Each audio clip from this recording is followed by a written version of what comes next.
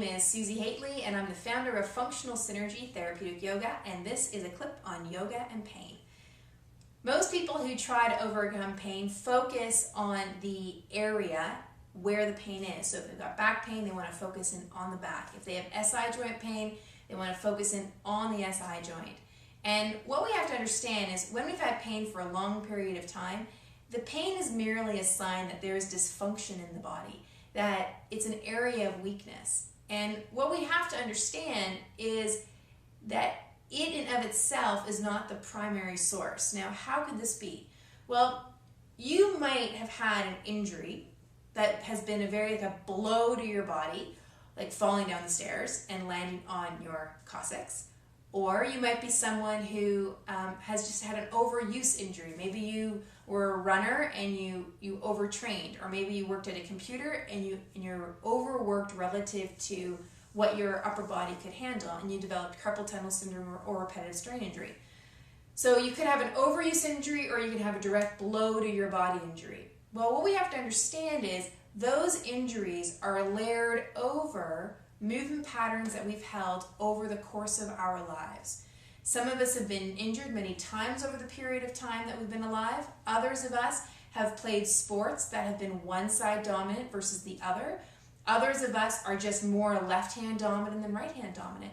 So we've got all these moving pieces and all these layers on top of layers, so that when we actually get hurt, or if a pain just kind of comes up after a night sleeping, we kind of wonder, wow, where did that come from and how do I fix it?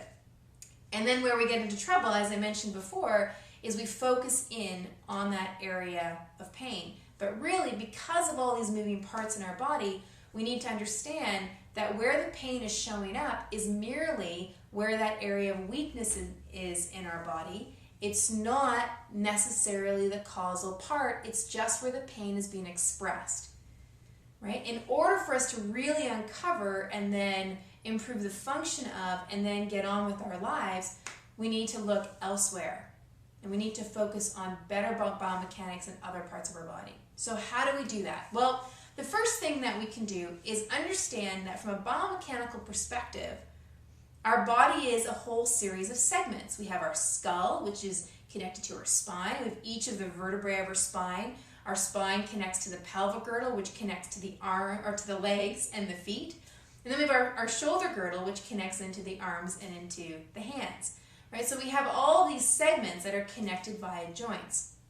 Now this leads into the second part that's very important, is we want to make sure that how those segments move relative to one another is as smooth and optimal and pure as possible.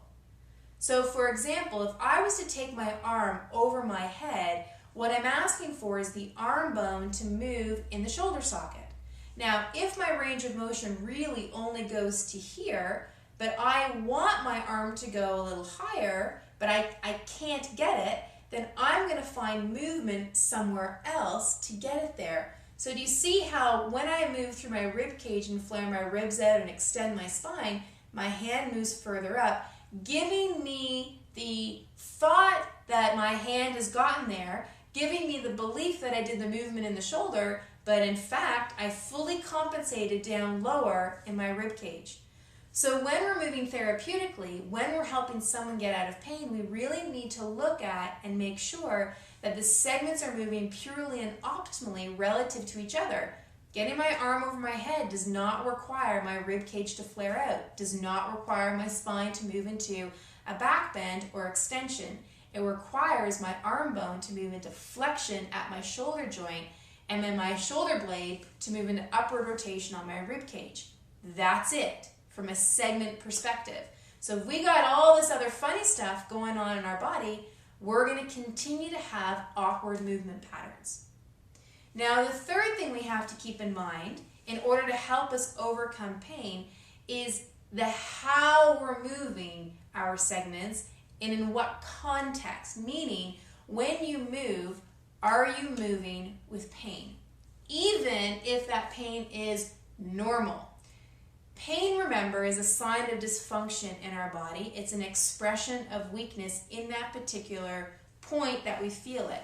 So if we continue to move in our yoga practice and there is pain existing, we're going to keep reinforcing the pattern in our body that moving with pain is okay. So if you want to get out of pain, you need to start to move in a pain-free range of motion, because then that will start to reinforce a pattern of pain-freeness. Now, maybe you're someone who's watching and listening and saying, I have pain all the time. Well, my response to you is when you do your yoga practice is then and only when you're on your mat, is move in a way that doesn't let your pain signals increase. Okay, so we're still reinforcing a positive pattern. Don't let the pain signals increase. Let them be status quo or let them drop.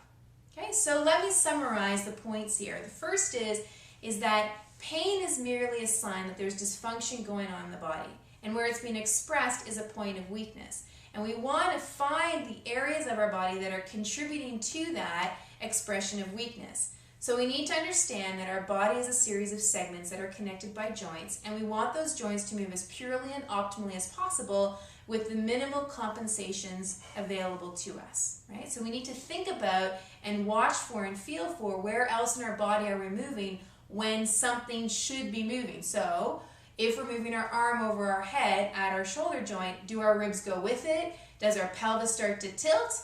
The answer is, if the arm's going up overhead, it's the arm going up overhead.